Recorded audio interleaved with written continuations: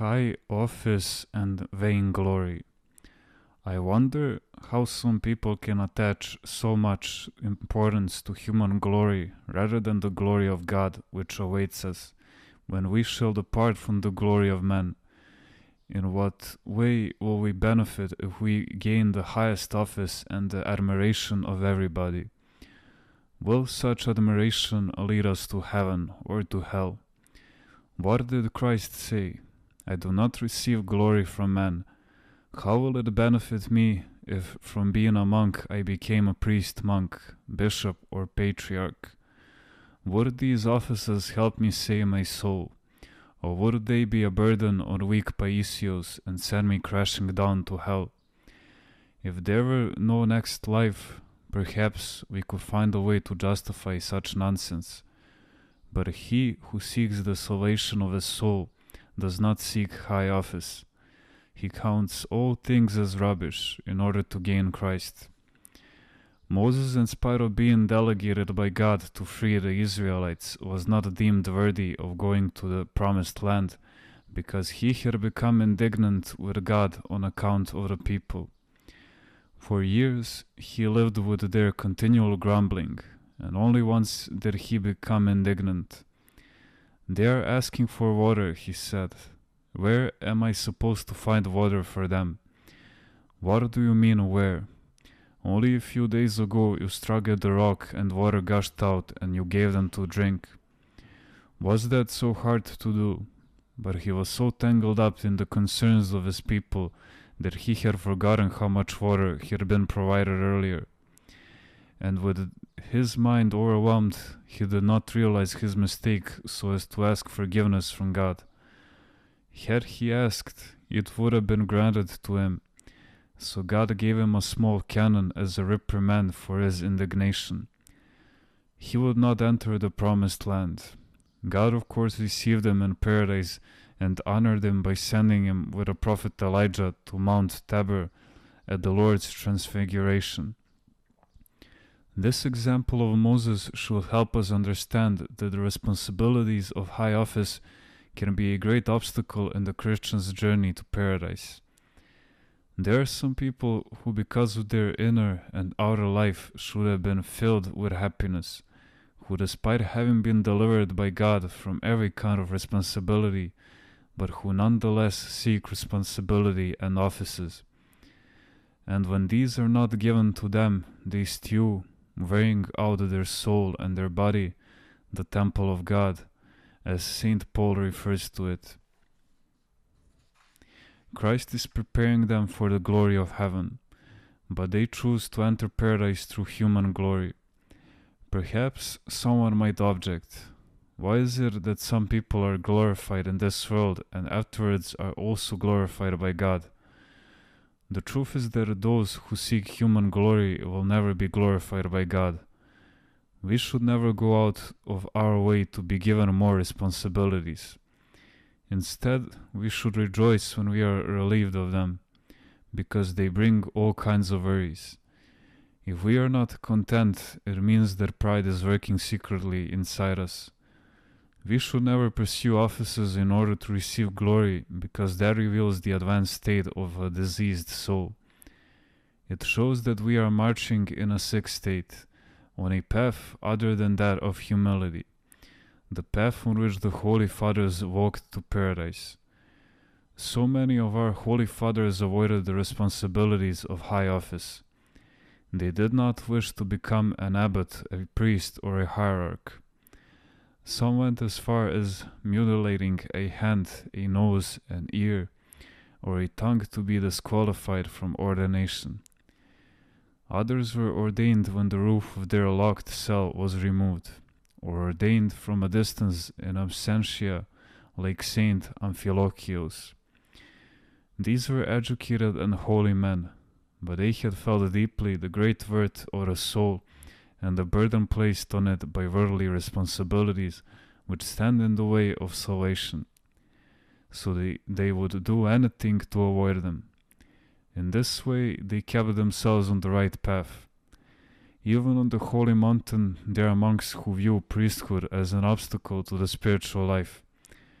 And the reason is that in addition to their usual responsibilities, if they were priests, they have to be present when a bishop pays a visit or attend various feasts and celebrations outside of the monastery, which may be spiritual in nature but still do not bring peace to one's soul.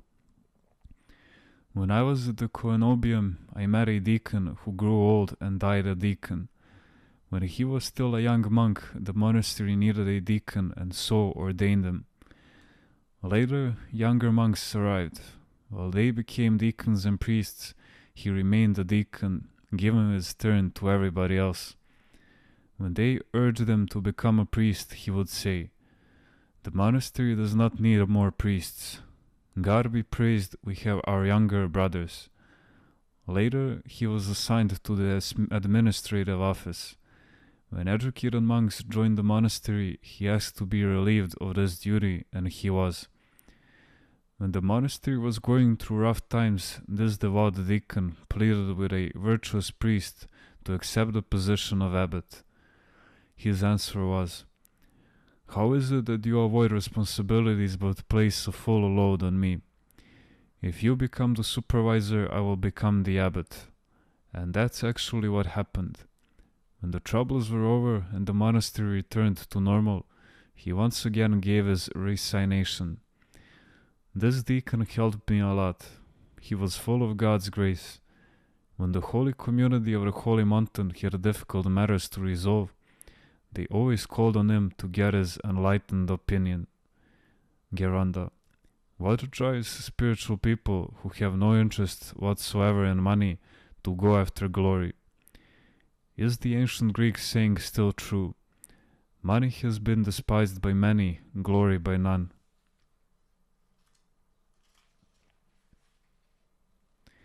It's their empty heads that drive them. It's all about vainglory. The saying, money has been despised by many, fits the temporal, secular spirit. It has no place in the spiritual life.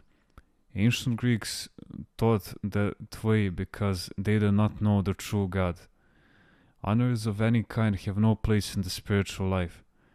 Has anyone suffered more indignities than those suffered by Christ? The fathers asked for dishonor and God instead honored them. These people are still in a temporal stadium. They play football and cheer the home team. Pauka doxa glory. When we read about glory in the gospel, it's a glory that is full of love and humility. Father, the hour has come, glorify thy Son, that the Son may glorify thee. And this is life eternal, that they know thee, the only true God, and Jesus Christ whom thou hast sent. What Christ was asking of God was to allow people to know their Savior and be saved. But today, all that most people care for is how to acquire honors and recognition.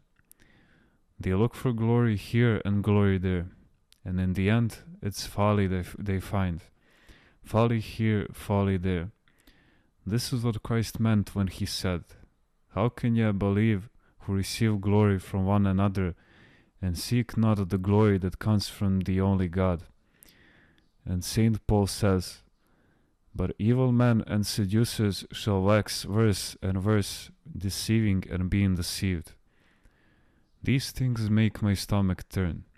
I could not survive in such an environment even for 24 hours. Responsibilities can be a great obstacle to the spiritual life. Those who want to do spiritual work should stay away from them. Usually, those people who pursue high office and supervisory posts do not have a good end.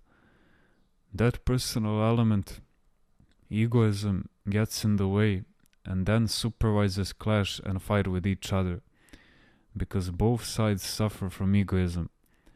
But those who work with Philodimo, who do not comfort their egos by involving themselves in every little thing or single job, are those who help in a positive way. This is the only way that peace can come to the souls that need help, and to those who help them, a peace for this life and for the life to come. In the old days, the Holy Fathers would first leave and go to the desert.